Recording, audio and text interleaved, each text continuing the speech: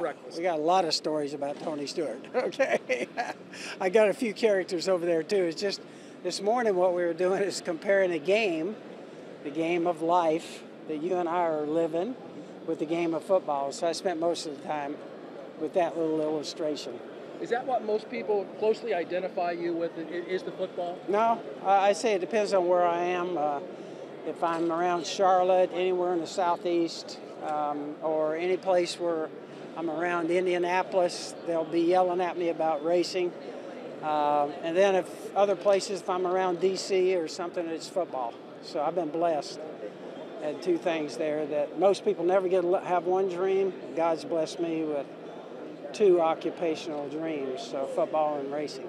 As a Super Bowl champion winning coach, what's the key to being a successful NFL coach? I think the key is surround yourself with the right people. I was coaching football. If I pick the right 50 football players, they're going to make me look good. And if I have the right assistant coaches and ownership and front office, and it's the same thing in racing. If you got the right people around you, and it'd be the same as a small family business that we have, just picking the right people. A football coach has his fingerprints on every inch of a team. What about a race car owner? How many fingerprints do you have on that car? Well, the difference is I grew up in football. I was a technical person calling plays, and racing I'm not. And racing, it's my job to kind of pick the people, okay, and keep the sponsors happy.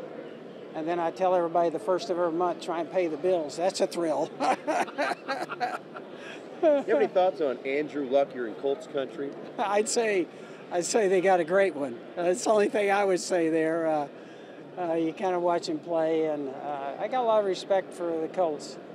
They do a great job.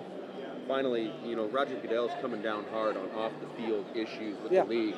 Is that a positive thing? I think it is. Yeah, I think we need that. I think so many young people are looking up to the athletes that have the platform that they have, and I think it's extremely important that we do a good job of managing the people. I know NASCAR, we put a lot into that also. And so the pro sports I've been in, I think it's critical. Who would you take, Mariota or Winston, as your number one? Yeah, don't lay that one on me.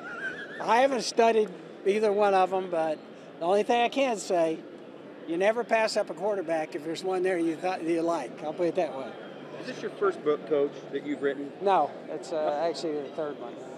What's the premise of this book? This book is, I think, very unusual. I have 11 authors working with me.